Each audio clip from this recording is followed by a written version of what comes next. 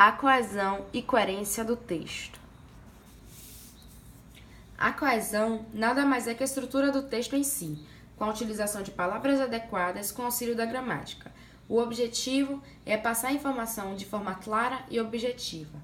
A coerência nada mais é que a informação transmitida numa sequência lógica, correlacionada com o mundo das ideias, e as duas são muito utilizadas no Enem.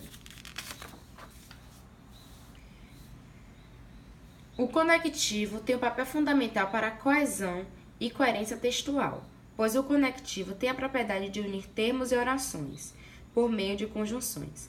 Embora a conjunção seja a classe de palavras mais representativa desta função, destacamos também os pronomes, advérbios, preposições, verbos e até mesmo a pontuação, que serve para ligar as orações às frases.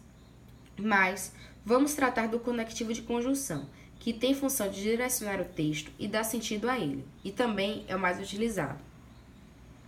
Quando estamos produzindo um texto, usamos bastante as conjunções, pois elas nos ajudam muito na construção e são fundamentais para que o texto fique coeso.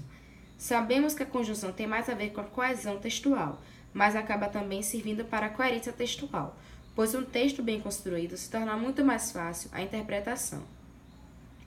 Em redações, quando estamos empregando mal essas conjunções, o texto não apresenta noção de conjunto, ou ainda sua linguagem se torna ambígua e incoerente.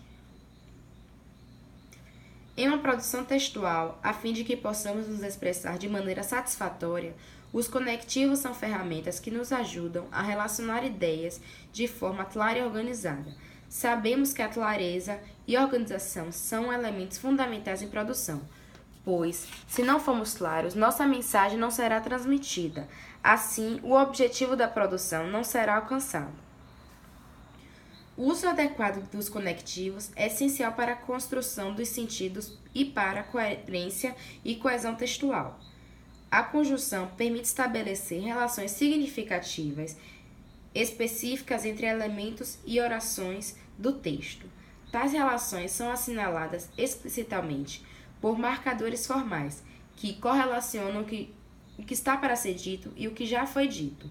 Trata-se dos diversos tipos de conectores e partículas de ligação, como e, mais, depois, assim e etc.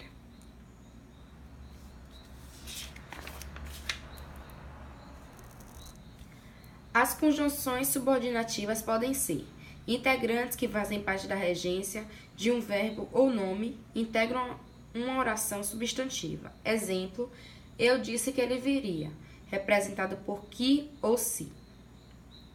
Causais, exprimem causa, razão. Exemplo, como ela gritou, não disse nada, representado por porque, que, pois, visto que, já que, uma vez que.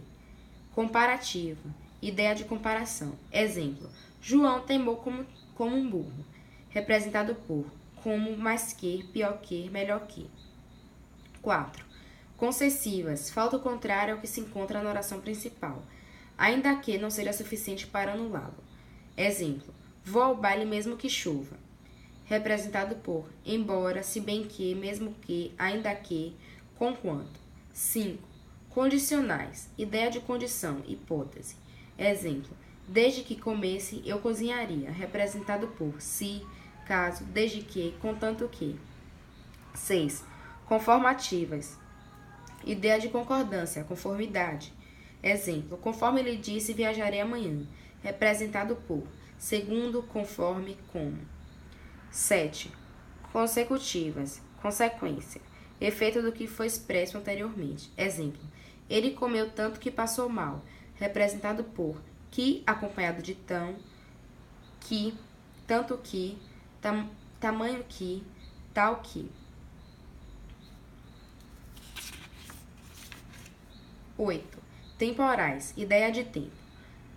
Exemplo, mal o filme começara, ela sentiu-se mal, representado por quando, mal, logo que, sempre que, assim que. Finais, ideia de finalidade. Exemplo, estudamos bastante a fim de que passássemos no vestibular. 10. Proporcionais. Ideia de proporcionalidade, simultaneidade. Exemplo: quanto mais economizava, mais sentia prazer. Representado por a proporção que, a medida que, quanto mais, quanto menos. São muitas as conjunções que colaboram para a construção, por isso devemos tomar cuidado quando empregamos no texto. Se esses elementos forem mal interpretados ou empregados, o texto não apresentará noção de conjunto, ou sua linguagem se apresentará ambígua e incoerente.